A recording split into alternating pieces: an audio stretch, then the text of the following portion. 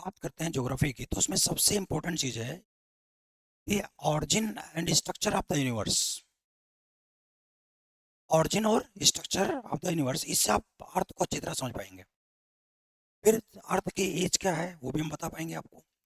जैसे हिस्ट्री की हमने बात किया, तो हिस्ट्री में यूरेनियम डेटिंग और कार्बन डेटिंग यूज किया गया किसी नॉन बायोलॉजिकल और बायोलॉजिकल चीज़ों के एज को डिसाइड करने के लिए।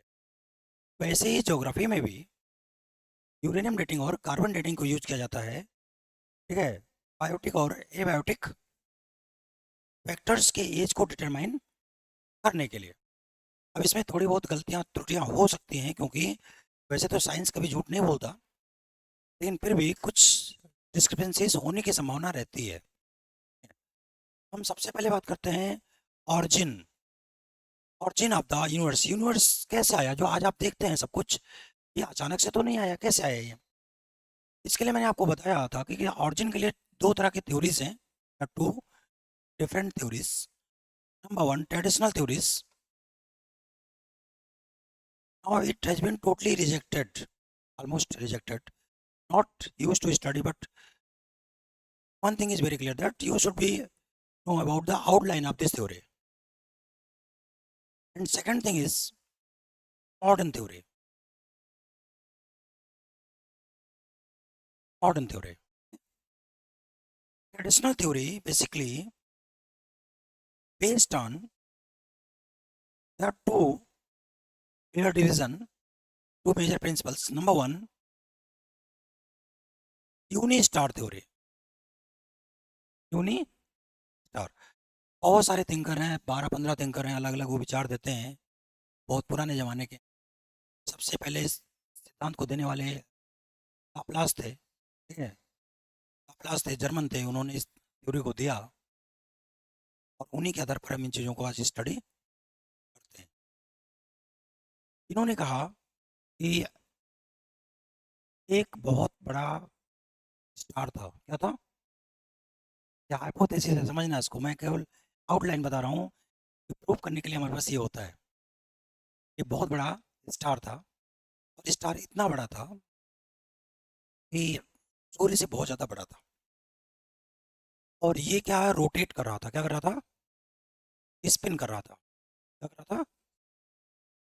जब किसी स्टार के बारे, स्टार क्या, क्या स्टार की स्थिति होती है पदार्थ की, मैटर की फिफ्थ या सिक्स स्टेज। स्टार क्या है? नाभिकीय संलयन हो रहा है ना, न्यूक्लियर फ्यूजन हो रहा है, तो फ्यूजन में टेम्परेचर कितना होगा? बहुत ज़्यादा होगा, ठीक है। तो अंदर तो बहुत ज़्यादा होगा, लेकिन बाहर धीरे धीरे क्या होगा? होता चला जाएगा क्रम से। तो अंदर तो टेम्परेचर बहुत ज़्यादा था, और जैसे जैसे आप बाहर निकल रहे थे वैसे टेम्परेचर घट रहा था, और रोटेट करते समय एक बल्ज क्रिएट हुआ। क्या क्रिएट हुआ? बल्ज, सिगार के आकार का। तो किसी चीज़ को आप रोटेट करते हो तो डिसबैलेंस होता नहीं होता है? अपने एक्सिस पर वो स्पिन कर रहा है, बट अगर वो लिक्विड फॉर्म में है, गैसेज फॉर्म में, तो बल्ज क्रिएट होगा नहीं होगा? बहुत तेज स्पिन कराओगे आप, जब बल्ज क्रिएट हुआ तो ये बल्ज टूट गया, हो गया, ब्रेक हो गया, ठीक है। और ये बल्ज टूटने से क्या हुआ? देखो, बल्ज का साइज ऐसे होता है, सिगार का आकार होता है, ऐसे होता है। ये देखिए, ये सब टूट के अलग होते चले गए, और इस तरह ग्रहों का निर्माण हो बन गए। सबसे छोटा मरकरी है, सूर्य के सबसे करीब है। तो जितने भी आप स्टार देखेंगे, और उनका जो तारा में क्या बोलते हैं उसको, सौरमंडल, जो हाँ सिस्टम देखेंगे, हर स्टार का अपना एक सिस्टम है, तो सिस्टम देखेंगे, उसमें जितने भी आपको स्टार्स मिलेंगे, तो जो स्टार के बहुत करीब होगा वो छोटा होगा, और स्टार से दूर जाने पर क्या होगा? वो भी छोटा होगा। बीच में बड़े प्लैनेट्स होंगे। जैसे आप सैटर्न की बात करें, ठीक है, सैटर्न बड़ा है, का जुपिटर भी बड़ा है, बट नेपच्यून प्लेटो छोटे हैं, मरकरी भी छोटा है। ये बात समझ आ गई? और इन्होंने ये कहा कि चूंकि इनके मासेस अलग अलग थे, ठीक है, और इनका ग्रेविटेशनल फोर्स अलग अलग था, इसलिए इनका जो पाथ था वो भी अलग अलग हो गया। समझ रहे हैं आप? हमने इस चीज़ को तो समझा दिया। वे ऐसे मत सोचो कि ये टूटेगा तो डिफरेंट, वे अलग अलग जो मासेस होता है, अगर एक जैसा बल लगाया जाए और मासेस कम या ज़्यादा है तो क्या होगा? जो ज़्यादा मासेस वाले हैं वो धीरे स्पिन करेंगे, जो कम मासेस वाले हैं वो तेज़ी से स्पिन करेंगे। बात समझ आ गई? तो उन्होंने कहा कि जो डिस्ट्रीब्यूशन दिख रहा है स्टार्स किसी प्लानट का, वो इसी के अकॉर्डिंग है। बट इसको रिजेक्ट कर दिया गया। इसके पीछे सबसे बड़ा कारण ये था, ये बताने में असफल रहे कि वो बड़ा स्टार जो आया था वो कहाँ चला गया।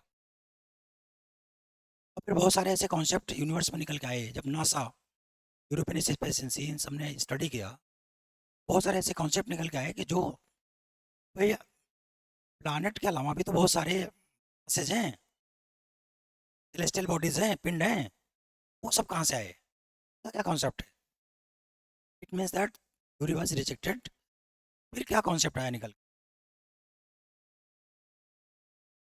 पाई स्टार थ्योरी, जिसमें दो स्टार की बात की गई।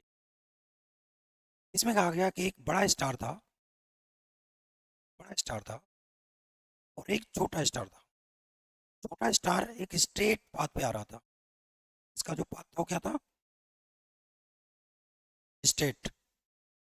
यहाँ सोचने की बात है कि दोनों के ग्रेविटेशनल फोर्स अलग अलग होंगे तो पाथ स्ट्रेट कैसे रहेगा? बात समझ में आ गई बात? इसकी सबसे बड़ी कमी यही है। फिर भी थ्योरी आई तो हम बता देते हैं इसको। तो इसने कहा कि जो पल्स था, क्योंकि इस जो ये स्टार है ये दूरी है काफ़ी, डिस्टेंस, तो यहाँ छोटा पल्स था। जैसे जैसे करीब आया वैसे पल्स क्या हो गया? बड़ा होता चला गया। और जैसे जैसे दूर था चला गया वो, वैसे वैसे पल्स छोटे होते चले गए। ठीक है? इस तरह ये तारा, स्टार, इसके पास से निकल गया और जो ये पल्स बने थे ये टूट करके क्या बन गए? प्लैनेट्स बन गए। क्लियर? कोई समस्या तो नहीं समझने में? बट ये दोनों ट्रेडिशनल थ्योरीज हैं, इसको हमें ज़्यादा इस पर समय नहीं देना है, बट एक आउटलाइन आपको जानने की जरूरत। आगे बढ़े। मॉडर्न थ्योरी, दो थ्योरीज आते हैं बट दोनों एक दूसरे के कंप्लीमेंट्री हैं। Both is complementary, not oppose to each other, but this is modern theory. Basically this theory was given by the Charles Lemaitre और big bang theory. This was hypothesis then, because given by I think that almost 1861, 1861 या 62 में इस theory को दिया गया था. Then this was the hypothesis because Lemaitre was ये father in A church, church में एक फादर था, बेल्जियम का आदमी था, और उसने थिंक किया, सोचा और थ्योरी दे दी. उसको खुद नहीं पता रहा होगा कि इतनी हमने सटीक थ्योरी दी है. ठीक है? और इसी को प्रूव करता हुआ स्प्रेड श्रिंकिंग थ्योरी आया.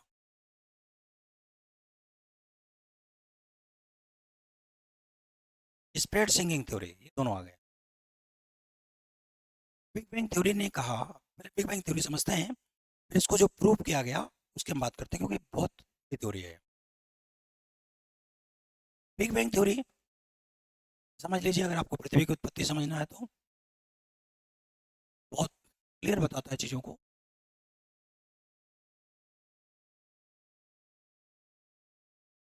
बिग बैंग थ्योरी ने कहा, सबसे पहले अपोज सपोज किया. देखिए उस समय तो ये कहता है, ये उस समय जब 1861 में तो जो मैटर्स थे, यहाँ बहुत क्लियर है, ये डिफिनेशन देता है कि basically universe is the composition of matter and energy. तो ये पहली बात क्या बोलता है, ये यूनिवर्स क्या है? दो ही चीज़ें मिलेंगी वहाँ पर यूनिवर्स में, मैटर और एनर्जी. और फिर ये कहता है कि मैटर एनर्जी में कन्वर्ट हो रहा है और energy the process of the behaviour of the universe to conversion of matter into energy and energy into matter. Matter into energy और एनर्जी इनटू मैटर, ठीक है, इसको तो हमने प्रूव कर लिया कहाँ से, न्यूक्लियर फिजन और न्यूक्लियर फ्यूजन थ्योरी से प्रूव कर लिया। मैटर को एनर्जी में कन्वर्ट कर सकते हैं, is to M C square. Radioactive lights निकलते हैं, एनर्जी निकलती है, और जो मासेस टिके होते हैं वो एनर्जी और लाइट में हो जाते हैं, अल्फा बीटा गामा। तो बताने की जरूरत नहीं है, बेसिक चीज़ है आपको, ठीक है। सन, ऋण और न्यूट्रल, तीन तरह के रेस, वैसे तो रेस बहुत सारे निकलते हैं, बट तीन मेन रेज, अल्फा बीटा और गामा। और यही क्या एनर्जी है, इसमें बहुत सारी एनर्जी होती है, ठीक है। फिर इसने कहा, एक हाइपोथेसिस लिया, हाइपोथेसिस था इनिशियली यूनिवर्स बस, ये पॉइंट ऑफ सिंगुलरिटी क्या था ये, इसने नाम लिया पॉइंट ऑफ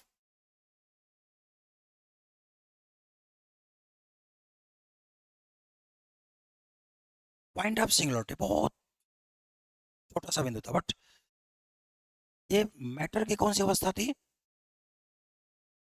लास्ट स्टेज, जिसको हम छठी बोल सकते हैं आज, इसको आज हम सिक्स स्टेज बोल लो, ठीक है। इसने कहा कि ये बहुत ज़्यादा प्रेशराइज था और एनर्जी थी, ये क्या था, पॉइंट ऑफ सिंगुलरिटी की विशेषता क्या थी, एनर्जी प्लस प्रेशर, ये बहुत ज़्यादा था। एनर्जी ज़्यादा होगी तो प्रेशर ज़्यादा होगा ही, बाहर की तरफ निकलेंगे। फिर एक रहा ये,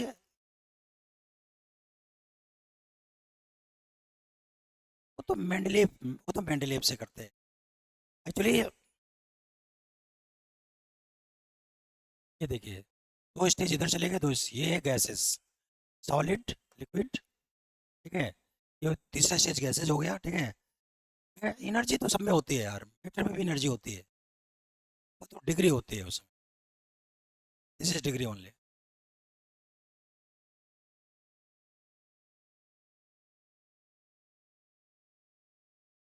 किसके लिए हैं आप लोग,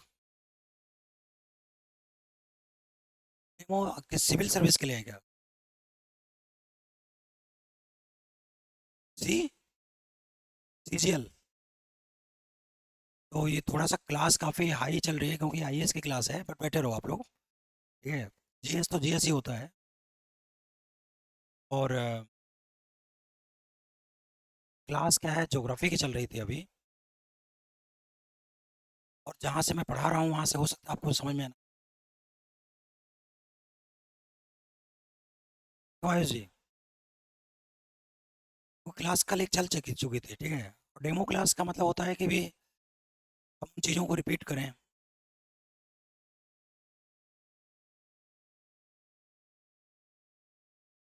आपके एकेडमिक बैकग्राउंड क्या है, आप बता सकते, नाम क्या है आपका, विवेक कुमार। एकेडमिक बैकग्राउंड क्या है आपके, पढ़ाई स्टडी क्या है आपकी, ट्वेल्थ किया आपने, ट्वेल्थ आपने भी किया है। अब तो मैट्रिक लेवल के होंगे या ग्रेजुएट लेवल के तैयारी, अच्छा मैट्रिक। जीएस की क्लास आपको करना है इसमें। आपको मैं बताना चाहूँगा कि जो आईएएस की तैयारी होती है और जो सीजीएल की तैयारी होती है, उसमें ज़मीन आसमान का अंतर होता है। और अगर मैं क्लास को कंटिन्यू करूँ तो हो सकता है आपको अच्छा भी ना लगे और समझ में भी ना आए, क्योंकि ऑलरेडी क्लास कल इसकी चल चुकी थी ज्योग्राफी। बट आप बेटर हो, ठीक है। कोशिश ये करूँगा कि मैं बाद में क्लास भी तो कंटिन्यू रहेगी, बट समझा दूंगा मैं आपको बता रहा हूँ ये ब्रह्मांड जो है, ब्रह्मांड कैसे बना और कैसे काम करता है, ठीक है। वो ब्रह्मांड जो है, ज्योग्राफी थोड़ी बहुत पढ़ी होगी आप लोगों ने, पढ़ी या नहीं पढ़ी, एक्चुअली ये कंटिन्यू क्लास है, ये आईएएस की क्लास है, रिकॉर्ड हो रही है, ठीक है। बट डेमो क्लास के लिए हमें इन्फॉर्म नहीं किया था, ठीक है। बट आप बेटर हो, ठीक है, जब आए हो तो क्लास में बेटर हो, ठीक है, समझने का प्रयास करो। ये भी तो देखो भी आईएएस की तैयारी कैसे होती है, उसी का तो छोटा भाई है एसएससी सीजीएल। बेटर है ना, ठीक है। हो सकता है थोड़ा सा मजा ना आए, बट हाँ थोड़ी सा मत तो ब्रह्मांड आप देखते हैं, यूनिवर्स, ब्रह्मांड किससे बना हुआ है? कुछ तो पढ़ा होगा आपने। अच्छा, कॉमर्स सिस्टम के हैं आप। अच्छा, ब्रह्मांड दो चीज़ों से बना हुआ है। एक मैटर, जिसको पदार्थ कहते हैं, और दूसरा एनर्जी, ऊर्जा। ठीक है, इतना तो पता लग गया कि ब्रह्मांड दो चीज़ों से बना है, मैटर और एनर्जी। अब मैटर और एनर्जी जो है, ये जो पृथ्वी है आपकी, ये भी ब्रह्मांड का पार्ट है। हम्म, सूर्य भी ब्रह्मांड का पार्ट है। ठीक है, तो ये जानने की आपकी जिज्ञासा तो होगी कि ये ब्रह्मांड क्या है, कैसे बना ये। क्योंकि पृथ्वी को समझना है, समुद्र को समझना है, जलवायु को। अभी तो बरसात का सीजन आ रहा है, मानसून कैसे आएगा। तो जब तक ज्योग्राफी आप नहीं जानोगे, तब तक आपको ना तो जलवायु समझ में आएगा, ना ये समुद्र नदी समझ में आएगी। ठीक है, सब कुछ ज्योग्राफी से होता है। जब जिस सड़क पे चलते हो, वो कैसे बनता है, एग्रीकल्चर कैसे होता है, हिस्ट्री कैसे लगती है, सबका जवाब कौन देगा? ज्योग्राफी देता है। इसलिए ज्योग्राफी सबसे इंपॉर्टेंट सब्जेक्ट है। इस सब्जेक्ट को बिना जाने हुए कोई सब्जेक्ट आप समझ, क्योंकि ज्योग्राफी आपको बताएगा कि इतिहास की शुरुआत कहाँ से हुई। ज्योग्राफी आपको बताएगा कहाँ एग्रीकल्चर होगा, कहाँ इंडस्ट्री लगेगी, कहाँ ट्रेड होगा। ज्योग्राफी आपको बताएगा कि प्राकृतिक आपदा कहाँ आती है, ये कहीं बादल फट गया, कहीं बाढ़ आ गई है। सारी चीज़ें कौन बताएगा? ज्योग्राफी बताता है। तो बहुत यूजफुल सब्जेक्ट है, बट मैं चलो बता रहा हूँ आपको। ब्रह्मांड समझ में आ गया? यूनिवर्स जो है मैटर प्लस, बेटा क्लास ध्यान से समझना, ठीक है? क्योंकि सीरियस कंटेंट की तरह आप व्यवहार करोगे ना, तो मैं बहुत अच्छा पढ़ाऊंगा आपको। नहीं, अभी अब सर आ रहे हैं, दूसरे सर आ रहे हैं, वो बता देंगे आपको। मेरी क्लास 15-20 मिनट और है बस, ठीक है? बैठे रहो, तो बैठे हो तो बैठे रहो, ठीक। ठीक है, कल।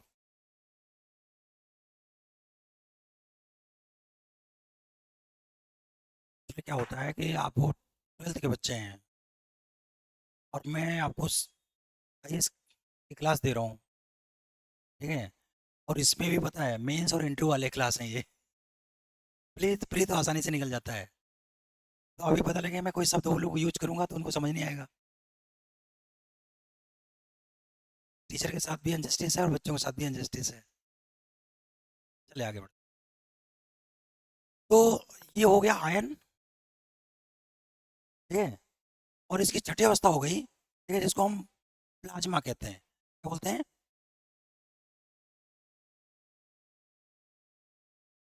और एक इसकी अवस्था और होती है, इसका नाम मुझे अभी, छठी अवस्था 6, फर्मी कंडेंसेट। ओके, याद आ गया मुझे। Fermi condensate, Fermi condensate. ये रशियन साइंटिस्ट ने खोजा था इसको, ठीक है? फर्मी, निरो फर्मी भी नाम था इनका। Fermi condensate. आप एक चीज देखिए, ये मत मानिए कि एनर्जी, सब में एनर्जी है, सब में पदार्थ है, बट रेशियो चेंज होता चला जाता है। हो सकता है कि जो फर्मी कंडेंसेट है उसमें भी 1% मैटर हो, बट 99% एनर्जी होती है।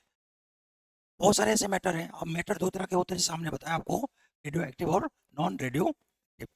जितने भी मेटल्स हैं उसको आप क्लासीफाई कर सकते हो, रेडियो एक्टिव और रेडियो एक्टिव। मेटल वो होते हैं जिनका जो इलेक्ट्रॉन बॉन्ड होता है, वो 2n² से सेटिस्फाइड नहीं होता, वो धीरे धीरे टूटते रहते हैं। और जो टूटते हैं उसको डिके, वही तो क्या है, विखंडन है। दिस इज फिजन, ये विखंडन है। और जब वो डिके होते हैं तो जो पदार्थ नष्ट होता है वो किसमें कन्वर्ट होता है? Equal to mc²। यही बात मैं समझाना चाह रहा था, ठीक है?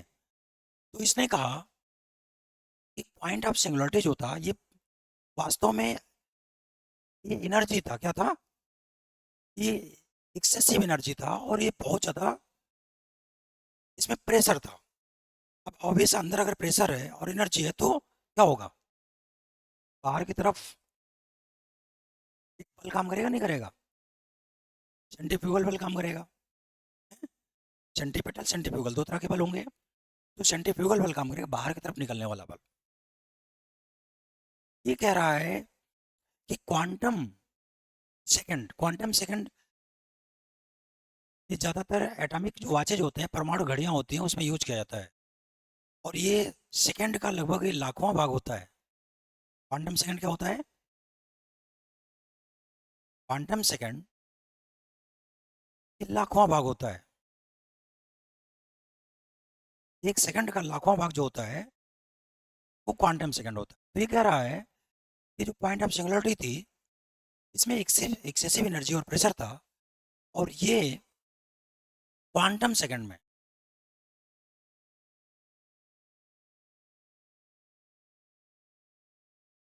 एक्सपैंड कर गया, फैल गया। क्या हुआ? वाह, वही तो बात है। पदार्थ की अंतिम अवस्था है, ये छठी अवस्था है, बहुत तेजी से एक्सपेंड कर। लाइट तो क्या है? लाइट तो पदार्थ की कौन सी अवस्था है? ठीक है, एनर्जी है। ठीक है, उसको तो प्लाज्मा ही बोलेंगे ना। ये लाइट क्या है? प्लाज्मा है। और उससे अगली अवस्था क्या है? छठी अवस्था आ गई। ये क्या कर गया? एक्सपेंड कर गया। और एक्सपेंड करने के बाद क्या होगा? स्टेज चेंज होगा, नहीं होगा? स्टेज चेंज हो जाएगा। ठीक है, और जब स्टेज चेंज हो जाएगा तो लास्ट में क्या होगा? इसमें एक एक्सप्लोजन हो गया। क्या हो गया? एक्सप्लोजन हो गया। और एक्सप्लोजन जो हुआ, उसमें दो तरह के पदार्थ निकले। एक तो सॉलिड निकले। क्या निकले? और ये क्या थे? अनइवन थे, इवन साइज के थे। तो जो सॉलिड निकले इनका नाम है क्वासर्स। क्या बोलते हैं? क्वासर्स की खोज की जा चुकी है। क्वासर्स की खोज की जा चुकी है, और ये माना जाता है कि ब्रह्मांड में जन्म लेने वाले सबसे पहले ठोस पदार्थ हैं। ब्रह्मांड में जन्म सबसे ठोस पदार्थ हैं, ये क्वासर्स हैं। ये अनइवन है, कहीं खोजा गया है इसको कई जगह पर। ठीक है, और दूसरा निकला नेबुला। क्या निकला? नेबुला में क्या था? हाइड्रोजन था। क्या था? हाँ। और हाइड्रोजन के जो दो ग्रुप थे, ड्यूटेरियम और ड्यूटेरियम, हाइड्रोजन के तीन फॉर्म हैं आपको? याद नहीं है? ड्यूटेरियम और टाइटेनियम। ठीक है, इन दोनों का, ये जो नाभिक थे, इनके जो न्यूक्लियस थे, का संलयन शुरू हो गया। क्या शुरू हो गया? फ्यूजन शुरू हो गया। क्योंकि बहुत ज़्यादा एक्सेस टेम्परेचर और प्रेशर तो था ही। जो फ्यूजन होता है उसकी शर्त होती है प्रेशर और टेम्परेचर। परमाणु बम से हाइड्रोजन बम कैसे बनता है, ये तो पता है आपको? परमाणु बम से हाइड्रोजन बम कैसे बनता है?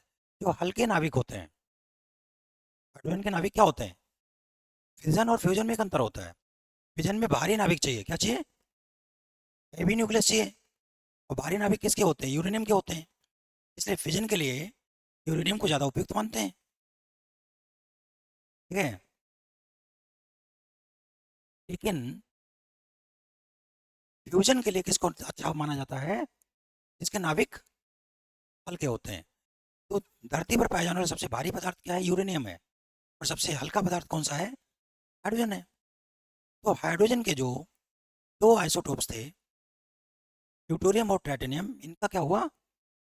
फ्यूजन शुरू हो गया। क्योंकि टेम्परेचर प्रेशर तो ऑलरेडी एक्सप्लोजन से था। फ्यूजन फ्यूजन फ्यूजन हो गया। और जब फ्यूजन हुआ तो यहाँ से बन गया स्टार। क्या बन गया? क्या बन गया? स्टार बन गया। तो जब एक्सप्लोजन हुआ तो एक साथ एक बार में कई सारे एक्सप्लोजन हुए, छोटे छोटे एक्सप्लोजन हुए, और फिजन और फ्यूजन दोनों एक साथ चलता रहा लंबे समय तक। ठीक है, और इस तरह स्टार्स बने। क्या बन गए? स्टार्स बन गए। यानी दूसरा जन्म लेने वाला जो चीज है, सॉलिड को हमने क्या बोला? क्वासर्स। और गैसेस को हमने क्या बोला? नेबुला। और नेबुला से क्या बन गया? स्टार बन गया। तो बताना चाह रहा हूँ आपको, जब फिशन होगा तो टेम्परेचर की स्थिति क्या होगी? उसमें 6 स्टेज भी होगा और प्लाज्मा स्टेज भी होगा, आयन स्टेज भी होगा। एक तारे का जो जन्म होता है, ठीक है, स्टार, तो पहली अवस्था में तारा क्या होता है? वही तो होगा, काफी प्रेशराइज होगा और एनर्जी का फॉर्म होगा। तो इसको हमने बड़ा मान लिया, तारे को छोटा मान लो, है तो यही ना। ठीक है, फिर धीरे धीरे तारा क्या करेगा? अपनी एनर्जी को लॉस करेगा। जब एनर्जी को लॉस करेगा तो किस में कन्वर्ट होगा? मैटर में, है? तो तारे के बहुत सारे नाम होते हैं ना।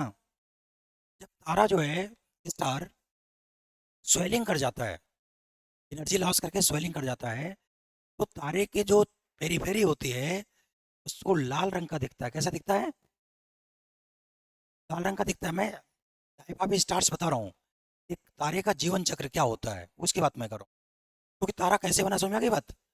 और तारे का जो जीवन चक्र है उसी से आपको यूनिवर्स की समझ आएगी। तो प्रारंभ में तारा क्या था? पॉइंट ऑफ सिंगुलरिटी था।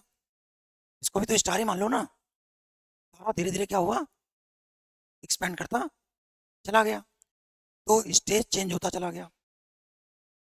ठीक है, फर्मी कंडेंसेट प्लाज्मा में कन्वर्ट हो गया, प्लाज्मा आयंस में कन्वर्ट हो गए, आयन गैसेस में कन्वर्ट हो गए, गैसेस लिक्विड में, लिक्विड सॉलिड में कन्वर्ट हो गए। ठीक है, तो ऐसी स्थिति में क्या हुआ कि जो इसका रंग था, पदार्थ की छठी अवस्था का जो कलर होता है वो क्या होता है?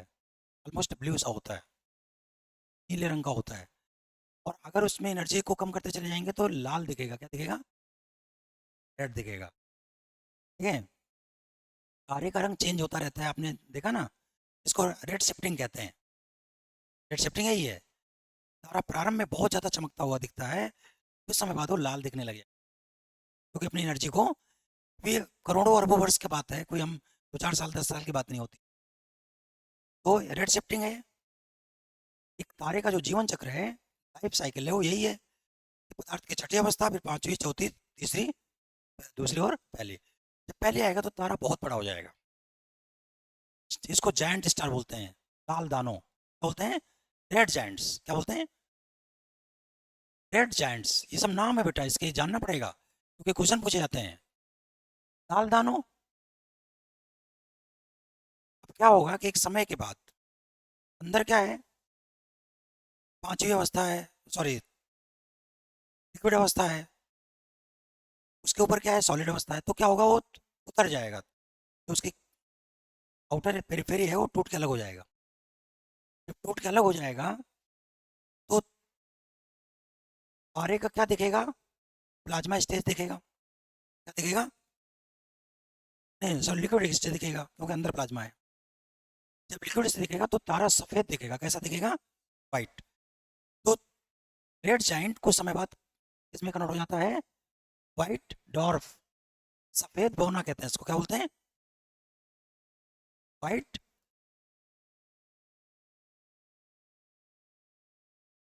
DWARF, व्हाइट डॉर्फ, सफेद बौना। तो तारा स्वेलिंग करेगा तो रेड जाइंट बन जाएगा। जब ऊपर की खाद उसकी उतर जाएगी वेरी वेरी, तो जलता हुआ दिखेगा, ब्लेजिंग, जलता हुआ। ये क्या है? White dwarf. उस समय बाद क्या होगा? तारे की सारी एनर्जी खत्म हो जाएगी। ठीक है? सारी एनर्जी खत्म हो जाएगी। अब इसमें भी देखिए, हम किसी तारे का जो मेजरमेंट होता है वो किससे करते हैं? चंद्रशेखर पॉइंट से करते हैं। किससे करते हैं? Chandrashekhar point. Chandrashekhar Indian scientist है।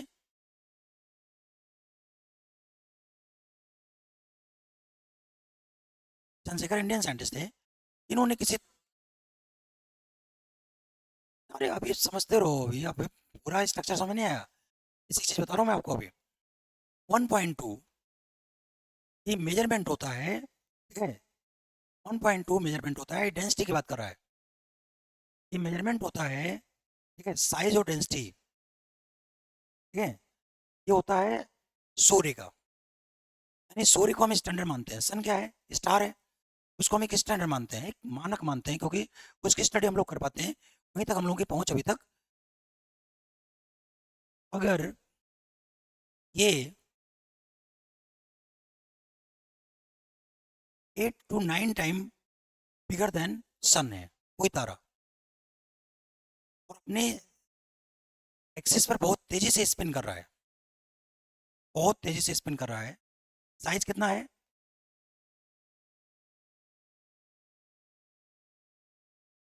अरे अभी आप समझो तो पहले यूनिवर्स को, अभी समझ में आ जाएगा पूरा, समझने के बहुत करीब हो। ये चीज़ें अभी आपको अप्लाई हो जाएंगी कि देखो ऐसा होता है। अगर सूर्य से कोई तारा कितना बड़ा है?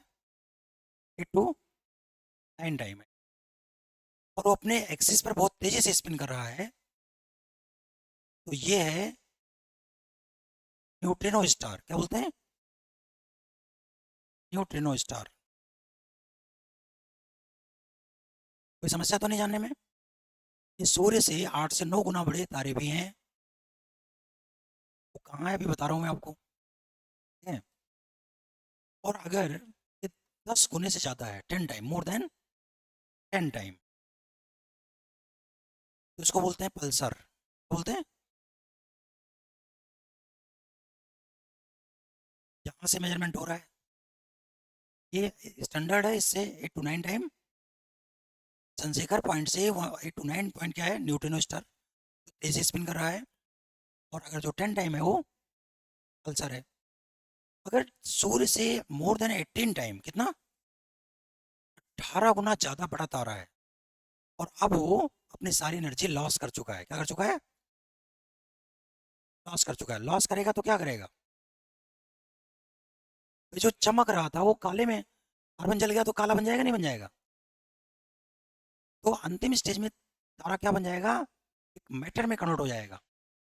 ब्लैक, काले मैटर में कन्वर्ट हो जाएगा, और जो कन्वर्ट हो जाएगा ब्लैक होल, तो उसमें क्या होगा? वो श्रिंक करेगा। क्या करेगा? एनर्जी खत्म हो जाए, ठंडा हो जाएगा, श्रिंक करेगा। तो जो 18 टाइम सूर्य से ज़्यादा बड़ा है, और अब उसकी डेथ हो चुकी है, क्या हो चुकी है? और उसमें ग्रेविटी बहुत ज़्यादा है और काले रंग का है, उसको बोलते हैं ब्लैक होल। हम सुना है ब्लैक होल? ब्लैक होल क्या है, समझ में आ गई बात? तो जब एक तारा अगर 18 टाइम ज़्यादा बड़ा है, मोर देन 18 टाइम या उससे ज़्यादा बड़ा है, और अपनी एनर्जी लॉस कर चुका है, तो वो काले रंग के पदार्थ में कन्वर्ट हो जाएगा, श्रिंक कर जाएगा, ठीक है? और उसकी ग्रेविटेशनल फोर्स बहुत ज़्यादा होगी। ये पदार्थ श्रिंक करेगा तो ग्रेविटेशनल फोर्स बढ़ेगा, नहीं बढ़ेगा? तो उसको क्या बोलते हैं? Black hole. यहाँ कोई कंफ्यूजन तो नहीं है? एक तारा जो है जब स्वेलिंग कर जाता है, तो उसका ऊपर का पार्ट लाल दिखने लग जाता है, ये रेड शिफ्ट है। क्या है ये? रेड शिफ्ट है। तारे का अपना एक जीवन चक्र होता है। मैं वही बात कहना चाह रहा हूँ कि मैटर पदार्थ में कन्वर्ट होता है, और पदार्थ, यही बात, इसी को ध्यान में रख करके सारी चीज़ें सोचे आप। एनर्जी जब अपने पहले कंडीशन में आएगी तो क्या बन जाएगी? तो सॉलिड बन जाएगी। तो ये तारा क्या है? छठी अवस्था है, और जब वो पहली अवस्था में आएगी तो सॉलिड बन जाएगी, बट अंदर से एनर्जी ज़्यादा, इसलिए लाल दिखेगा। टूट के अलग होगा, ठंडा होगा तो काला बन जाएगा, ठीक है? ये एक तारे का जीवन चक्र होता है। तो जब छल्ला वो अलग हो जाता है तो क्या बोलते हैं? White dwarf. वो सफ़ेद रंग से चमकेगा, ठीक है? और अगर जब बिल्कुल उसकी डेथ हो गई, बट मोर देन 18 टाइम है, तो क्या बन जाएगी? बन गया ब्लैक होल। यहाँ तो कोई कंफ्यूजन नहीं है ना? व्हाइट डॉर्फ क्या है? रेड जाइंट क्या है? ब्लैक होल क्या है? न्यूट्रिनो स्टार क्या है? पल्सर क्या है? ये सारे हिसाब तो समझ में आ गए। पल्सर समझ में आ गया, न्यूट्रिनो स्टार समझ में आ गया, व्हाइट डॉर्फ समझ में आ गया, नेबुला समझ में आ गया। आई थिंक दैट समझ में आपको आ गया। बढ़ते हैं, देखिए।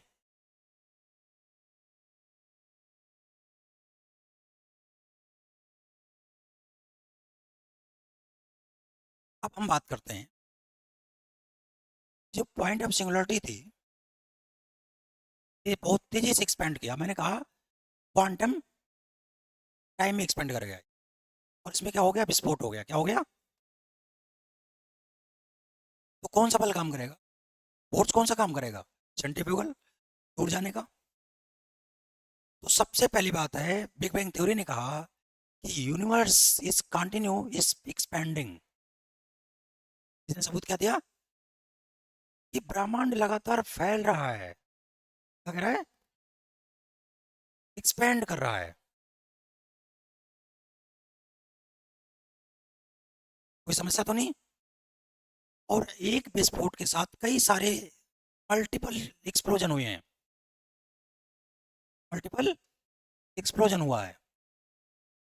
और जब एक्सप्लोजन हुआ है तो दो चीजें मिली हैं हमें, नेबुला और क्वासर्स मिले हैं, ठीक है। और नेबुला से स्टार का निर्माण हुआ है। क्या बना है? नेबुला से क्या बना है? क्योंकि जो हाइड्रोजन के आयंस थे, ड्यूटेरियम और टाइटेनियम, इनका फ्यूजन हुआ है। क्या हुआ है? और ज्यादातर तारे किससे बने हुए हैं? ज्यादातर के सारे तारे हाइड्रोजन से बने हुए हैं। तो ब्रह्मांड में पाई जाने वाली पहली गैस क्या थी? हाइड्रोजन थी। क्लियर? अब देखिए आप, जो स्टार थे, ठीक है, जो अगर 18 टाइम हेवियर स्टार था, बट नाउ बिकम डेथ, उसकी मृत्यु हो चुकी है, उसे क्या बन गया? ब्लैक। क्या बन गया? ब्लैक बन गया। इसने कहा कि कई सारे ब्लैक होल बन गए। क्या बन गए? कई सारे ब्लैक होल। और ब्लैक होल की ग्रेविटेशनल फोर्स कितनी है? बहुत ज़्यादा है। तो एक ब्लैक होल में कई सारे स्टार्स हैं। क्या हैं? एक ब्लैक होल में कई सारे स्टार्स हैं। तो ऑब्वियस है कि दो पिंड होंगे साथ में, तो दोनों का तो ग्रेविटेशनल फोर्स होगा ना। क्या सूर्य पृथ्वी को खींच ले रहा है क्या? बैलेंस बन रहा है ना भैया। भाई ब्लैक होल की अगर ग्रेविटेशनल फोर्स एक दूरी होती है, कुछ डिस्टेंस के बाद बैलेंस हो जाता है। क्या पृथ्वी चंद्रमा को खींच रहा है क्या? क्यों नहीं खींच रहा है? क्योंकि डिस्टेंस मेंटेन है। दोनों स्पिन कर रहे हैं, दोनों दो तरह के स्पिन हो रहे हैं। एक तो स्पिन हो रहा है इसकी तरफ, एक अपने एक्सिस पर स्पिन कर रहा है। भाई एक तो अपने एक्सिस पर कर रहा है ना, दो तरह के हो रहे हैं, रोटेशन और रिवॉल्विंग। जितने भी सेलेस्टियल बॉडीज हैं, पिंड हैं, वो दो तरह की गति कर रहे हैं। बिल्कुल बिल्कुल, स्पाइरल है वो, ठीक है, स्पाइरल है। तो मैं ये बताना चाह रहा हूँ कि कोई भी पिंड दो तरह की गति कर रहा है। एक तो अपने एक्सिस पर स्पिन कर रहा है, और एक इसके प्रभाव से इसके साथ घूम रहा है। नहीं समझे आप? भाई इसका जो प्रभाव है, ये घूम रहा है, तो इसको घुमाएगा नहीं घुमाएगा? इसको घुमाएगा नहीं घुमाएगा? तो एक तो खुद ही घूम रहा है, दूसरा इसके साथ घूम रहा है। ये दो तरह के बल काम कर रहे हैं। ये क्या है? रिवॉल्विंग। और ये क्या है? रोटेशन। जब अपने एक्सिस पर घूम रहा है तो क्या है ये? रोटेशन है ये। और जब इसके साथ घूम रहा है तो क्या है? रिवॉल्विंग है। अब 18 टाइम तो ब्लैक होल था, और जितने भी ब्रह्मांड में क्या हुआ, स्ट्रक्चर कैसे इसका बना? ब्लैक होल जो था, ब्लैक होल का अपना एक सिस्टम क्रिएट हो गया। क्या क्रिएट हो गया? उसमें बहुत सारे स्टार थे, बहुत सारे स्टार थे, बहुत सारे ब्लैक होल हैं, और उसमें बहुत सारे स्टार हैं। और ब्लैक होल का जो सिस्टम है, ब्लैक होल के साथ जितने भी स्टार्स हैं, उनको कंबाइंड रूप से बोला जाता है गैलेक्सी। बोलते हैं? कोई समस्या तो नहीं समझने में? तो गैलेक्सी की जहाँ बात आएगी, उसमें क्या बोलोगे कि गैलेक्सी एक ऐसा सिस्टम है यूनिवर्स का, जिसमें बहुत सारे स्टार्स हैं, सॉरी एक ब्लैक होल है, और उस ब्लैक होल को बैलेंस करते हुए बहुत सारे स्टार हैं। मिल्की वे गैलेक्सी का नाम सुना आपने? है? तो मिल्की वे जो गैलेक्सी है, उसमें एक ब्लैक होल है, और सूरज की तरह उसमें कई सारे तारे हैं। कोई सूरज से बड़े हैं, कोई सूरज से छोटे हैं। नहीं समझे आप? कई सारे तारे हैं, कई सारे सेलेस्टियल बॉडीज हैं, पिंड हैं, क्वासर्स भी हैं वहाँ पर। ये तो मैं बताना चाह रहा हूँ आपको। तो ये गैलेक्सी है, और एक गैलेक्सी में कई सारे स्टार्स हैं, और हर स्टार का अपना एक प्रभाव क्षेत्र है, इफेक्टिव एरिया है, और कई सारे जो स्टार नहीं है वो इसका चक्कर लगा रहे हैं। इसको बोलते क्या बोलते हैं? Solar system. जैसे सूर्य का सिस्टम है सोलर सिस्टम, सौर मंडल, क्या बोलते हैं? सौर मंडल, सोलर सिस्टम। और इसमें जो है कुछ तो प्लैनेट्स ऐसे हैं, कुछ सेलेस्टियल बॉडी ऐसे हैं, दो तरह के हैं। एक तो जो स्पिन करेगा वो गोल हो जाएगा, क्या होगा? स्पेयर में हो जाएगा। एक तो जो स्पाइरल है, गोल है, स्पेयर गोले के शेप में है। और एक नॉन स्पाइरल है, जैसे हैं स्पाइरल। और जो स्पाइरल हैं जो अपने खुद के एक्सिस पर एक तो सूर्य के चारों तरफ चक्कर मार रहे हैं, और एक खुद ही अपने एक्सिस पर रोटेट कर रहे हैं। इसको तो क्लासिफाई किया गया प्लैनेट, क्या बोला गया? ग्रह। तो जैसे सूर्य का 8-9 ग्रह की खोज की गई है, मरकरी फलाना ये वो, मरकरी है, मार्स है, ठीक है, अर्थ है, अर्थ भी तो प्लैनेट है, ठीक है। इसके अलावा सैटर्न है, नेपच्यून है, प्लेटो है, जुपिटर है। वो तो क्लासिफिकेशन जो होता है ना, वो सौरमंडल पढ़ाऊंगा तो बाद में उस चीज़ को बताऊंगा कि भाई अभी तो आप सौरमंडल पढ़ने की स्थिति में आए ना। इससे पहले तो आप ये सब समझ रहे हैं, आप कैसे बना है, ये तो हमें जानना है बना कैसे, उसका स्ट्रक्चर क्या है। तो स्ट्रक्चर में सारी गैलेक्सीज एक दूसरे से दूर जा रही हैं, एक्सपेंड कर रहा है, ठीक है। जो पॉइंट ऑफ सिंगुलरिटी था इससे दूर जा रहा है, यानी यूनिवर्स का एक्सपेंड हो रहा है, सबसे पहली शर्त ये है। दूसरी शर्त यह है कि मल्टीपल एक्सप्लोजन हुआ है, और नेबुला और क्वासर्स का जन्म हुआ है। इसके बाद स्टार बने हैं, नेबुला से क्या बने हैं? स्टार्स बने हैं। स्टार कैसे बने हैं? जो हाइड्रोजन गैस था इसके संलयन से हुआ है, फ्यूजन से हुआ है। इसके जो दो आइसोटोप्स थे, ड्यूटेरियम और टाइटेनियम, ठीक है। अब बहुत तारों का अपना एक लाइफ होता है, क्या होता है? जीवन चक्र होता है। उस जीवन चक्र में तारों में न्यूट्रॉन स्टार होते हैं, पल्सर होते हैं, हम्म, और ब्लैक होल होते हैं। इसके अलावा व्हाइट डार्क होते हैं, और रेड जायंट होते हैं। यार ये तो नाम खाली बात करें, आगे बढ़े। देखिए, सूर्य भी अपना एक स्टार है, उसका अपना सिस्टम है, जिसमें दो तरह की बॉडीज हैं। एक तो जो स्पाइरल बॉडीज हैं जो अपने एक्सिस पर स्पिन कर रहे हैं और रिवॉल्व भी कर रहे हैं, एक्सिस और रिवॉल्व, वो तो हो गए प्लानट। और जो प्लानट नहीं है वो नॉन प्लानट है। नॉन प्लानट में क्या आते हैं? धूमकेतु का नाम सुना है? कॉमेट्स, एस्टेरॉइड्स, क्षुद्र ग्रह, नाम सुना है? एस्टेरॉइड्स हैं, क्षुद्र ग्रह हैं। तो कॉमेट्स, एस्टेरॉइड्स ये सारे आते हैं जो अनइवन है, ये गोल शेप में नहीं है, या हाँ आ जाइए सर, आ जाइए सर, आ जाइए, छोड़ रहे क्लास। ये प्लानट बनने की शर्त पूरा नहीं करते। तो अगर आप सोलर सिस्टम पढ़ोगे तो क्या देखोगे आप? मिल्की वे जो गैलेक्सी है, यूनिवर्स का एक छोटा सा पार्ट है, और उसका एक छोटा सा पार्ट क्या है? सन है। और सन का अपना जो सिस्टम है वो सोलर सिस्टम है, और उसमें दो तरह के हैं, सेलेस्टियल बॉडी पाई जा रही है। मैटर ही तो पाया जा रहा है, पृथ्वी क्या है? ये कभी सूर्य का पार्ट हुआ करता था ना, बना कैसे होगा? उसी से तो बना होगा। अभी ठंडी हो गई पूरी तरह से, ठंडी हो गई तो किस में कन्वर्ट हो गई? मैटर में।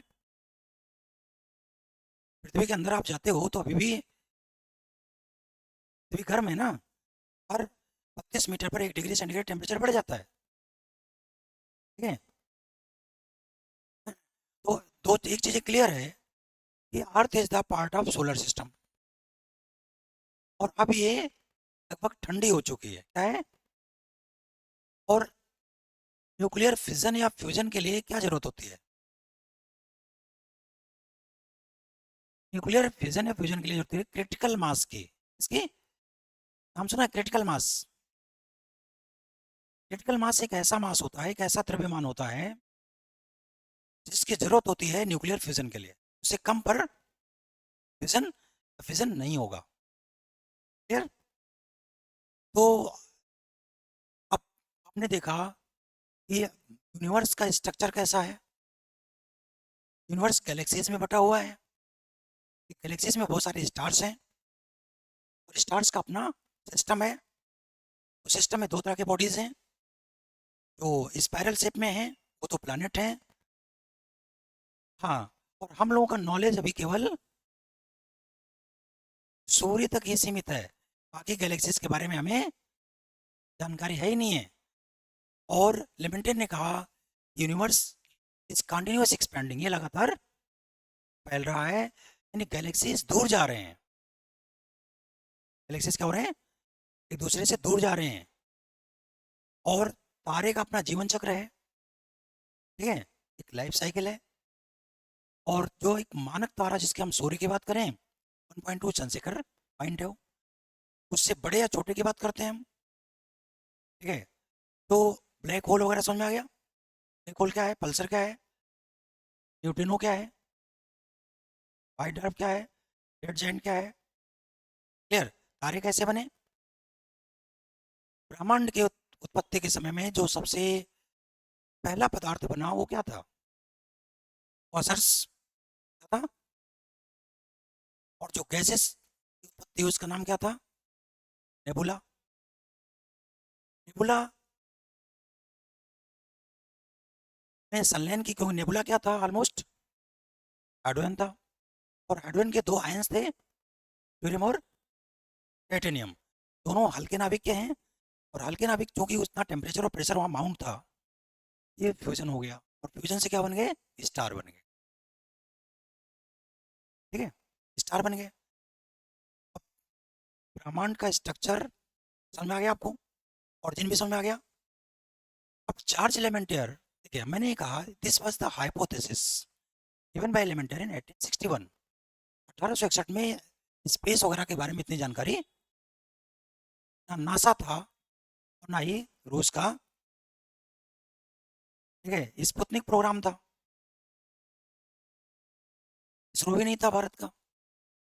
तो उस समय लोग सोचते थे के पास प्रूव करने का कोई साधन। लेकिन जैसे जैसे साइंस का विकास हुआ, टेक्नोलॉजी का विकास हुआ, वैसे वैसे, ठीक है, इसके दो पार्ट हैं। एक तो यूनिवर्स एक्सपेंड कर रहा है, अगर ये गलत साबित हो जाए तो थ्योरी पूरी क्या हो जाएगी? गलत हो जाएगी। नासा ने एक प्रोग्राम चलाया, ठीक है, नासा ने प्रोग्राम चलाया और नासा ने अपने प्रोग्राम से साबित किया कि वास्तव में यूनिवर्स एक्सपेंड कर रहा है। ठीक है। दूसरी सबसे जो इम्पोर्टेंट चीज़ थी इसको साबित करने के लिए वो ये थी कि अल्बर्ट आइंस्टीन की जो फार्मूला है ये साबित कर रहा है कि एनर्जी मैटर एनर्जी में कन्वर्ट हो रहा है। मैटर, लेकिन एनर्जी मैटर में कन्वर्ट हो जाएगी, इससे कोई सेलेस्टियल बॉडी बन जाएगी, प्रूव्ड नहीं था। तो अगला प्रोग्राम चलाया गया, इसको इसको साबित करने के लिए प्रोग्राम चलाया गया। आपने नाम सुना होगा लार्ज हाइड्रोन कोलाइडर एक्सपेरिमेंट। ये फ्रांस में चल रहा है, ठीक है, स्विट्जरलैंड फ्रांस के बॉर्डर पर है ये। और इसमें एक मशीन बनाई गई है। इस मशीन से पदार्थ की छठी अवस्था बनाई गई। क्या बनाई गई? 6 स्टेज आता है जिसको फर्मी कंडेंसेट कहते हैं। हिट किया गया और उसी स्पीड से जो क्वांटम टाइम की बात हो रही है, किस की बात हो रही है? Quantum second. उस 6 स्टेज को क्वांटम टाइम में एक्सपेंड किया गया ताकि उस महाविस्फोट को दोबारा साबित किया जा सके। और पहला प्रयोग तो फेल रहा, लेकिन दूसरे प्रयोग में साबित हो गया 2011 में कि वास्तव में छठी अवस्था को बहुत तेजी से एक्सपेंड करा करके, ठीक है, एक्सप्लोजन कराया जा सकता है और स्टेज चेंज हो जाता है। छठी अवस्था पांचवी, चौथी, तीसरी, दूसरी और पहली, यानी फर्मी कंडेंसेट को हम सॉलिड स्टेज तक ला सकते हैं। ठीक है। और जो पहली अवस्था प्राप्त की गई, यानी आदि पदार्थ, जो प्रारंभ में जैसे क्वासर्स बने हुए हैं, किस क्या बने हुए हैं? क्वासर्स। जैसे क्वासर्स बने हुए हैं उसको इन्होंने बोला हिग्स बोसान। क्या बोला? ये दोनों साइंटिस्ट हैं जो उस प्रयोग में शामिल, इनके सिद्धांतों को लेकर शामिल थे। हिग्स बोसान को गॉड पार्टिकल्स कहते हैं, आदि पदार्थ। ठीक है, यानी ब्रह्मांड में जितने भी सेलेस्टियल बॉडी हैं वो किससे बने हुए हैं? हिग्स बोसान से। तो 2011 में ये प्रयोग सफल हो गया, जिससे जॉर्ज लेमेंटियर की बिग बैंग थ्योरी जो हाइपोथेसिस के रूप में आई थी पहले, वो थ्योरी के करीब पहुंच गई। 1980 में एक प्रयोग और किया गया, ताकि वो प्रयोग ऑलमोस्ट गैसेस लॉ पढ़ा आपने। अगर वॉल्यूम को कांस्टेंट रखा जाए, वॉल्यूम को नॉन कांस्टेंट रखा जाए, तो टेम्परेचर बढ़ाने पर वॉल्यूम क्या होगा? एक्सपेंड कर जाएगा।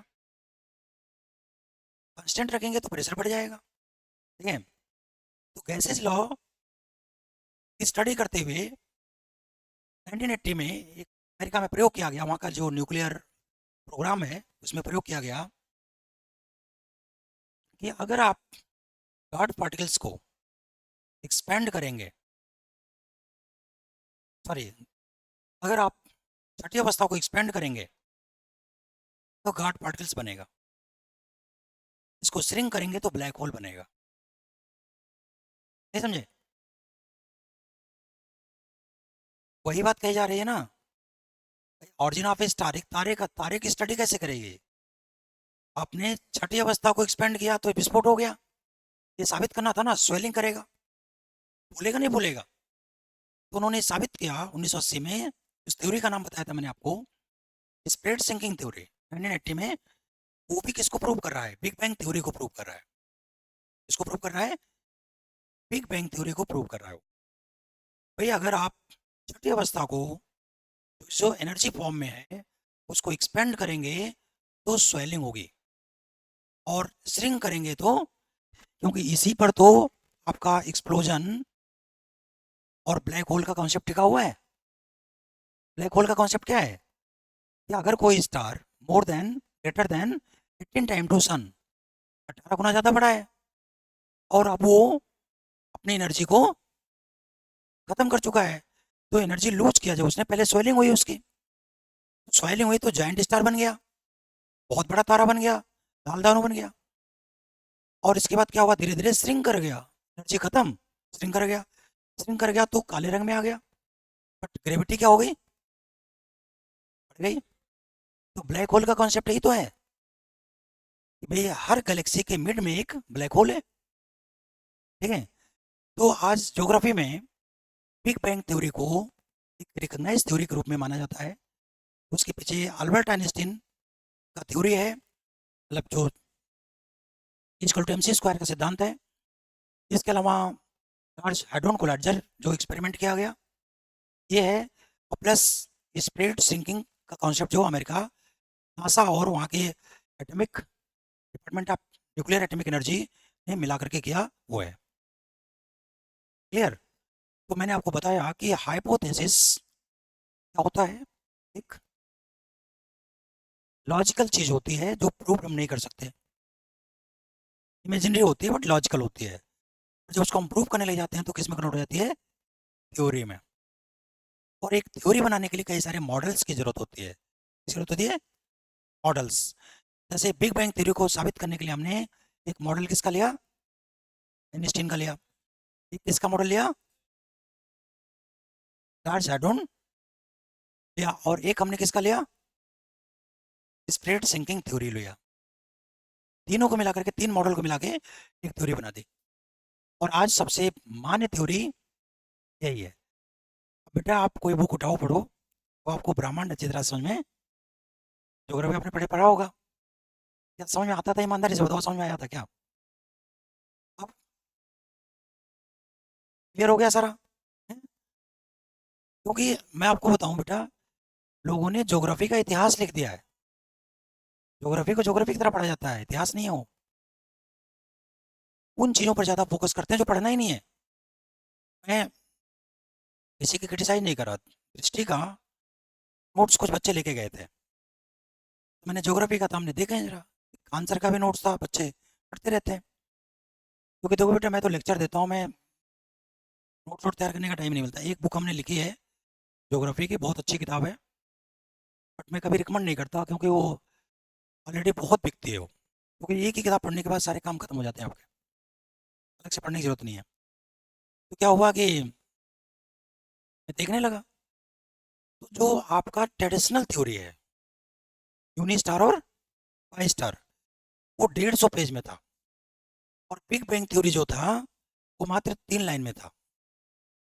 ठीक है, कि जॉर्ज लेमेंटे ने दिया, वहाँ के पादरी थे, और एक विस्फोट से पृथ्वी का ब्रह्मांड का निर्माण हुआ।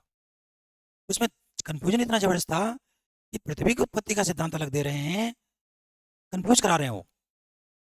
जो किसी थ्योरी के मॉडल्स होते हैं, जैसे पाई स्टार थ्योरी है, यूनी स्टार थ्योरी है, इसमें कई सारे मॉडल्स हैं। तो कहीं मॉडल्स को यूज कर रहे हैं पृथ्वी की उत्पत्ति बताने में, ठीक है, और कहीं मॉडल्स को यूज कर रहे हैं यूनिवर्स का सिद्धांत बताने में।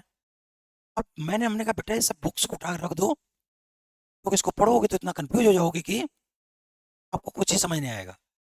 बेटा ईमानदारी से बताओ, आप कोई भी किताब एनसीईआरटी उठा के देख लो, एनसीईआरटी कौन बनाते हैं? हम ही लोग बनाते हैं। दिल्ली यूनिवर्सिटी के प्रोफेसर में ज़्यादा दम थोड़ा है। कुछ ही प्रोफेसर ऐसे हैं जो बहुत अच्छे हैं, आगे बहुत विश्वास मत करना। तो आपको इकोनॉमिक्स पढ़ने में मजा आया? ईमानदारी से बताओ, आया नहीं आया? सोशल सिस्टम पढ़ने में मजा आया? हिस्ट्री पढ़ने में मजा आया? ज्योग्राफी पढ़ने में मजा आया? इतनी सारी चीज़ें हमने बताई। अब आपको कोई भी सब्जेक्ट पढ़ने में बहुत मजा आएगा। ठीक है, हिस्ट्री पढ़ने में आपको बहुत मजा आएगा, क्योंकि थोड़ा सा, जैसे आपकी हमारी एज है ना, वैसे पृथ्वी की भी एज होती है, जिसको बोलते हैं जियोलॉजिकल हिस्ट्री। सर 2 मिनट में, हाँ, इसको बोलते हैं जियोलॉजिकल हिस्ट्री। हम जब बिग बैंग हुआ, पृथ्वी की उत्पत्ति हुई, ठीक है, तो पृथ्वी की उत्पत्ति कहाँ से हुई थी? सन से हुई थी। तो प्रारंभ में पृथ्वी क्या होगी? गैसेस का गोला थी, ठंडी हो रही थी धीरे धीरे, ये तो था ना, ठंडी हो रही थी। तो जब ठंडी हो रही थी, पृथ्वी ये थी, ठंडी हो रही थी, हाइड्रोजन पहले से मौजूद था। ठीक है, और जब ये ठंडी हुई तो इस पर पपड़ी बनी। ठीक है, यहाँ से टूटा और अंदर से मैग्मा निकला। ठीक है, कार्बन जला, मैग्मा निकला। तो कार्बन और उसके ऑक्साइड्स का निर्माण हुआ। ठीक है, और हाइड्रोजन और ऑक्सीजन मिलकर के क्या बन गया? यहीं से जीवन की उत्पत्ति मानी जाती है। ठीक है, फिर पानी आया तो क्या बन गए? ओशंस बन गए। ओशंस बन गए तो वहां पर यूनिसेलर जीव आ गए, और धीरे एवोल्यूशन ऑफ द ह्यूमन, फिर मानव का विकास धीरे धीरे। बिल्कुल, अब मैं आपको बताया था आपको उस दिन, मानव का विकास न्यू जोई की राह में हुआ है। ठीक है, जो लगभग 50 लाख वर्ष पूर्व था। और इसके भी दो पार्ट हैं, एक तो नॉन, गैर बुद्धिमान मानव है, दूसरा होमोसेपियंस। ठीक है, होमो पिथेसक और होमोसेपियंस, ये बुद्धिमान मानव, इनकी उत्पत्ति 50,000 वर्ष पहले ही हुई है। इसको होलोसिन काल कहते हैं। और जो होलोसिन काल है, ये मानव जो है ना, अभी पत्थरों के पास रहते थे, जो उनके लाइफ को सबसे ज्यादा इफेक्ट करता था, उससे तो सिविलाइजेशन बनता है। ऋषिकेश, पत्थरकालीन सभ्यता। और जब ये नदियों में, नदियों के किनारे आ गए, इनका समाज बन गया, तब सिविलाइजेशन का जन्म हुआ। और वो सिविलाइजेशन बहुत पुराना नहीं है, लगभग 10,000 वर्ष पुराना ही है। यानी इतिहास 10,000 वर्ष पुराना है, इससे ज़्यादा पुराना। इससे पहले आप पढ़ते हैं पृथ्वी को ज्योग्राफी के रूप में, तो बिना ज्योग्राफी पढ़े हुए, अब मैंने आपको क्या बताया था कि जो प्रारंभिक मानव थे वो क्या थे? निग्रिड थे। उत्पत्ति कहाँ होती है? अफ्रीका में, मिस्र के कहीं आसपास होती है। आज जिसको हम नाइजीरिया कहते हैं, उसके आसपास इसको माना जाता है। ठीक है, और यहाँ से इनका चारों तरफ क्या हुआ? माइग्रेशन हुआ। जब इनका माइग्रेशन हुआ, तो जो इंडिया की तरफ आए, वो प्रोटो ऑस्ट्रोलाइड आ गए। हमारे जितने भी ट्राइबल्स हैं वो कौन है? प्रोटोस्टाइड। जो चाइना की तरफ चले गए वो हो गए मंगोलाइड। जो उत्तर की तरफ चले गए, यूरोप आ गया ना, सबसे उत्तर गए नॉर्डिक। काकेसस माउंटेन की तरफ चले गए काकेसाइड। ठीक है। अल्पाइन अल्पस माउंटेन की तरफ गए अल्पाइन। अल्पस माउंटेन की तरफ चले गए तो अल्पाइन। तो जो ये काकेसाइड वाले लोग हैं, इन्होंने प्रारंभिक सभ्यता का जन्म जो हुआ इंडस वैली सिविलाइजेशन का, वो कौन लोग थे? प्रोटो अस्ट्रेट थे, जो इंडिया में आए। तो क्लाइमेटिक कारणों से इनका थोड़ा सा स्ट्रक्चर चेंज हो गया। ये कौन है? इन्होंने इंडस वैली सिविलाइजेशन को जन्म दिया। और इस सिविलाइजेशन को ओवरलैप किसने किया? जो काकेसस माउंटेन की तरफ रहने वाले लोग थे, ठीक है, वो आते हैं स्थल मार्ग से और इनको ऑक्युपाइड कर लेते हैं। और ऑक्युपाइड करने के साथ एक नई सभ्यता लाते हैं, इसका नाम है वैदिक सिविलाइजेशन। क्या नाम है? तो इंडिया में भी दो तरह के रेसेस मिलेंगे आपको। एक तो काकेसाइड मिलेंगे आपको, जिसको हम आर्य कहते हैं। क्या बोलते हैं? आर्य। जब इन्होंने ऑक्युपाई कर लिया तो अब ये क्या होते हैं? सुपीरियर। आर्य का मतलब सुपीरियर। तो समाज दो भागों में बट गया, सुपीरियर और इंफीरियर। इन्फीरियर कौन थे? कुछ तो मंगोलाइड भी पाए जाते हैं इंडिया में। देखो तिब्बत कश्मीर से लेकर और थोड़ा सा नॉर्थ ईस्ट साइड में मंगोलाइड है। और कुछ अभी भी निग्रेटो पाए जाते हैं, जैसे अंडमान निकोबार, केरला वगैरह में। और बाकी ज़्यादातर कौन है? तो भारत में तीन तरह के ट्राइबल्स हैं, प्रोटोस्लाइड, मंगोलाइड और निग्रेटो। बाकी हम लोग हो गए आर्य। क्लियर? तो ज़्यादातर जो आधुनिक सभ्यता है उनको जन्म देने वाले कौन है? काकेसाइड है।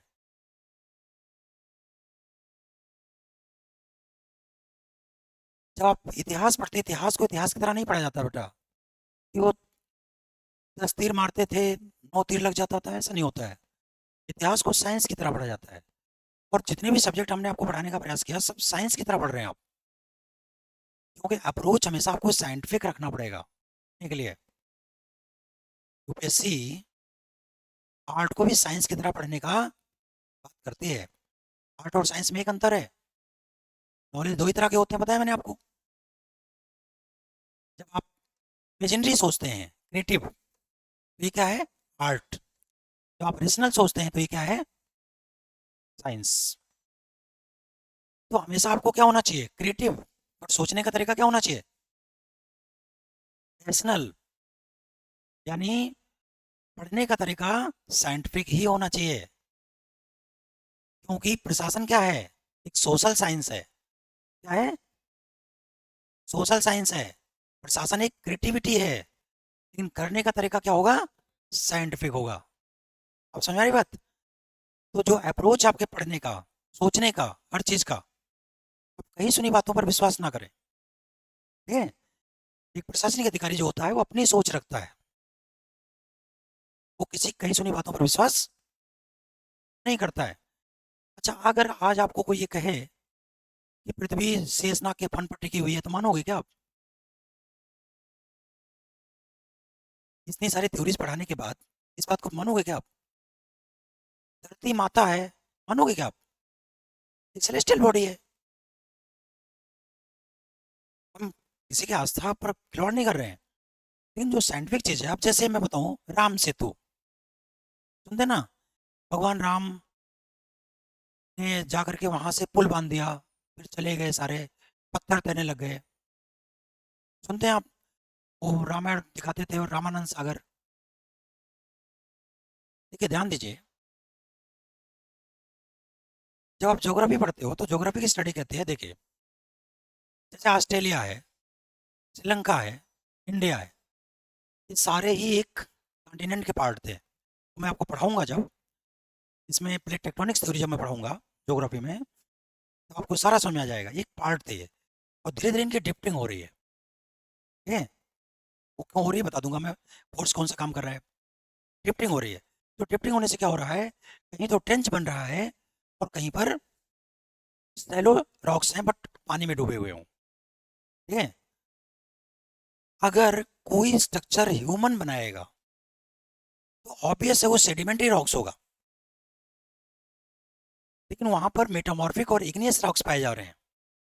कुछ सेडिमेंट्री रॉक्स हैं जो समुद्र से बहाए हुए बालू हैं, वो सैंड है। वो दिस इज नॉट, क्योंकि अगर मानो कोई चीज बनाएगा तो उसमें फॉसिल जरूर पाया जाएगा।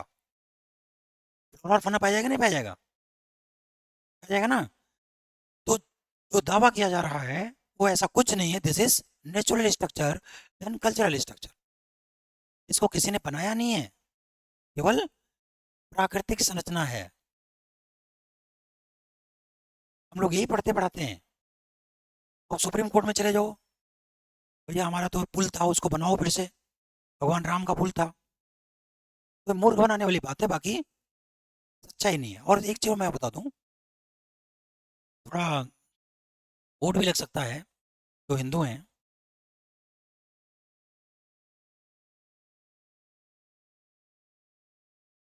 कालिदास कब थे? गुप्त काल में। गुप्त काल में थे। वाल्मीकि कब थे? ज्यादातर महाकाव्य की रचना गुप्त काल में हुई है, ठीक है? ज्यादातर गुप्त काल में हुई है। और ज्यादातर हमारे जो एपिक है, महाकाव्य हैं, वो इमेजिनरी हैं, काल्पनिक हैं। अयोध्या की पहली जो स्थापना हुई थी, ठीक है, वो पुष्यमित्र शुंग ने किया था। किसने किया था? पुष्यमित्र शुंग ने किया था। बृहदस्थ की हत्या करके की थी, यानी मौर्यों का जो अंतिम शासक था बृहदस्थ, उसकी हत्या करके की थी। तो उससे पहले का जो इतिहास है, ठीक है, वो बहुत सारे विदेशियों के आक्रमण है, ठीक है। मौर्य वंश का एक सिस्टमेटिक इतिहास मिलता है हमें सबसे पहले आर्यों के बाद, वैदिक सिविलाइजेशन के बाद। हमें एक सिस्टमेटिक इतिहास कहाँ से मिलता है? मौर्य काल मिलता है। इसके बाद जो है तो राजा दशरथ वहाँ के राजा कब थे? अच्छा, राजा दशरथ वहाँ के राजा थे ही नहीं, भगवान राम और ये सब जो,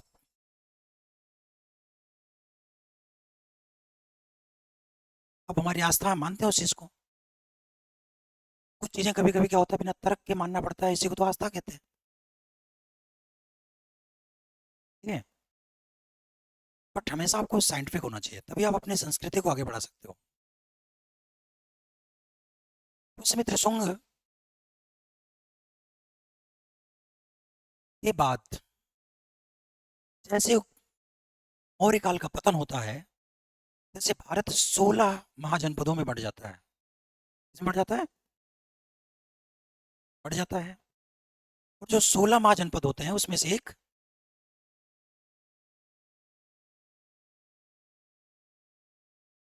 साकेत भी होता है, जिसको आप अयोध्या कहते हैं, ठीक है। उस समय वहाँ के राजा अलग होते हैं। तो मेरे कहने का मतलब ये है कि देखिए, इतिहास आपको बहुत सारी चीजें ऐसी बताता है जो आपकी गलतफहमी को दूर कर देता है। लेकिन अब वही बात है, बेनिफिट ऑफ डाउट, इतिहास लिखवाने वाले कौन थे? कोई राजा इतिहास लिखाएगा तो अपनी बहादुरी लिखाएगा, नहीं लिखाएगा? इसी समय में इतिहास लिखा जाएगा तो हो सकता है भाई भगवान राम रहे हों, इतिहासकारों ने छुपा लिया हो, ये तो संभव है। कृष्ण रहे हों, सही में कृष्ण तो थे, ठीक है, कृष्ण द्वैपायन के शिष्य थे, लेकिन वो महाजनपद काल में दिखते हैं। महाजनपद काल में कृष्ण का अस्तित्व मिलता है, नारद बृहस्पति इन सब का अस्तित्व मिलता है कहाँ पर? वैदिक काल में। जैसे आज का समाज है, उस समय के समाज थे। अभी मनुस्मृति की बात चल रही है ना, तो मनु कौन थे? मनु आर्यों के,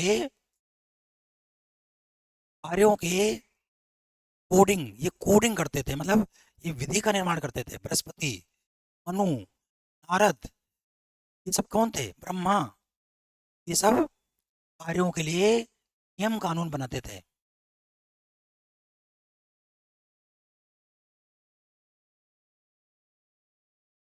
लेकिन शंकर और विष्णु इनका अस्तित्व नहीं मिलता है। शंकर और विष्णु की पूजा करते थे। ब्रह्मा तो इनके वेद की रचना किसने की? ब्रह्मा ने की। उसका संकलन किसी ने भी किया हो, तो ब्रह्मा के मुख से वेद आया। तो ब्रह्मा, बृहस्पति, नारद, पराशर, सब कौन थे? ये सब नियम कानून लिखते थे। मनु, उस समय क्या था, जैसे ट्राइबल्स, आज ट्राइबल्स में जाते हो ना आप, तो ट्राइबल कम्युनिटी में अगर आप जाओ तो वहां पर देखो आस्था बहुत जबरदस्त है। ठीक है, बलि चढ़ा देते हैं, सब बहुत कुछ कर देते हैं, लेकिन लॉजिकली कोई काम नहीं करते हैं। हो सकता है लॉजिकली भी करते हो, बट किसी चीज के करने के पीछे बहुत कोई तगड़ा लॉजिक हो, ऐसा कुछ दिखता नहीं है। बट आस्था जबरदस्त होती है। एक ट्राइबल है कर्नाटक में, ठीक है, क्या नाम है उनका, टोडा, तमिलनाडु कर्नाटक की सीमा पर है वो, टोडा। तो जब बरसात होती है तो वो कहते हैं कि भगवान रो रहा है, इसको मानो बलि चाहिए। ठीक है, तो अब उसके पीछे कोई लॉजिक ही नहीं है। ठीक है, ये कहानी है। उसी चीज को तो डेवलप करने की बात चल रही है कि भाई इन लोगों को सही चीज बताई जाए, सही चीज पढ़ाया जाए। नॉर्थ ईस्ट में बहुत सारे मान्यताएं, परंपराएं हैं। शिक्षा एक बहुत बड़ा माध्यम है इन चीजों को सोचने, आपको तार्किक बनाने का। ये मैं आपको क्लास दे रहा हूँ, और एक हफ्ते में आपको, मैं आपको एक ही चीज लगातार कह रहा हूँ कि आप ज्ञानी बनो, कंपटीशन अपने आप निकलता है। ठीक, लो सर।